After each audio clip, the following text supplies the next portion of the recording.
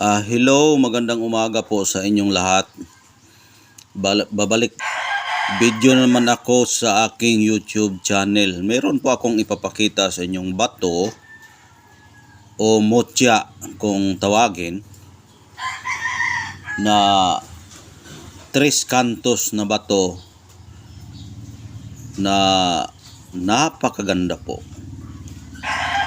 At kakaibang bato na magiging tres cantos yan na bato. Ayan po ang bato natin. Pero bago natin sisimulan ang ating kwento, huwag makalimot na ipindot ninyo ang bell button, mag-subscribe, mag-like at mag-share para maka-update kayo sa aking mga bagong mga vlog.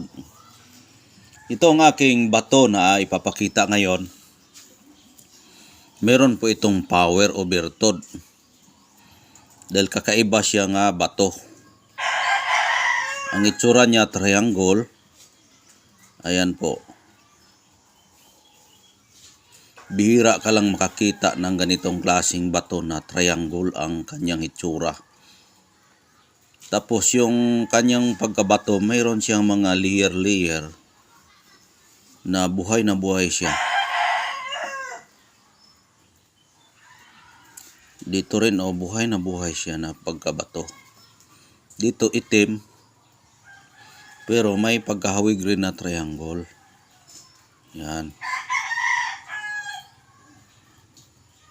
Tingnan nyo yung gilid niya. Napakaganda siya. Tapos buhay siya dahil nga mag-crystal siya na bato.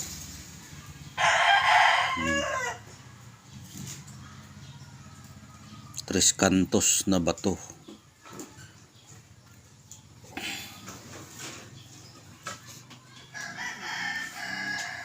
Ang gamit po sa batong ito ay pampaswerte ito sa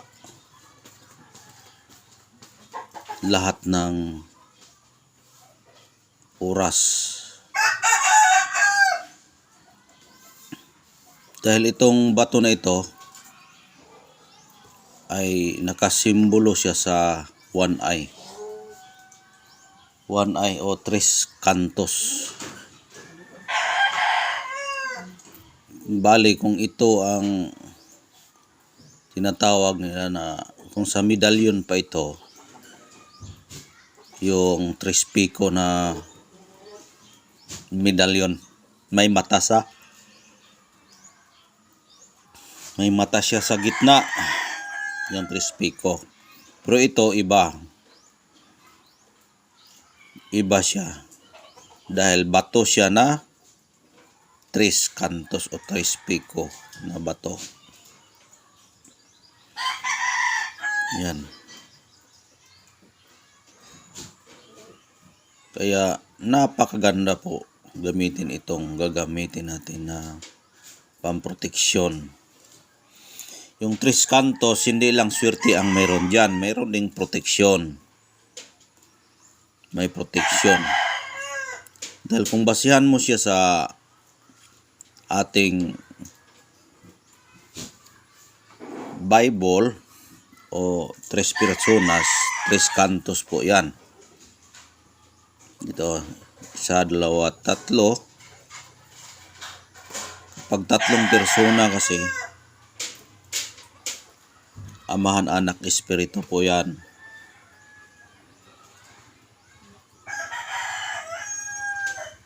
Kaya itong ating bato ay meron siyang simbolo sa ating kasaysayan sa Bible. Meron siyang simbolo na Ama, Anak at Espiritu.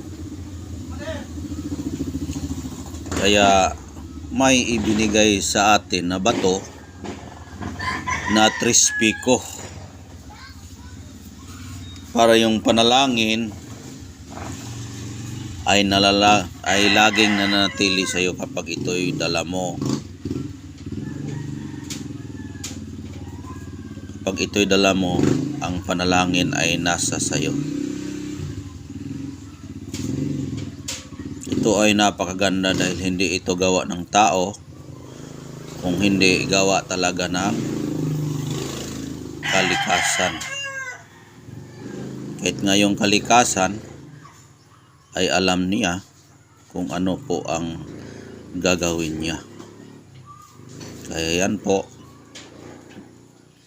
nagawa ang kalikasan natin ng 3 pikong bato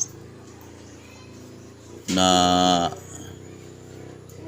kahawig sa ating 3 personas. Kaya sagrado po ang batong ito na pwede nating gamitin sa ating proteksyon. Kung nakakita na kayo ng 3 piko na medalyon, ganito po ang itsura. May mata siya sa gitna at yung bawat gilid niya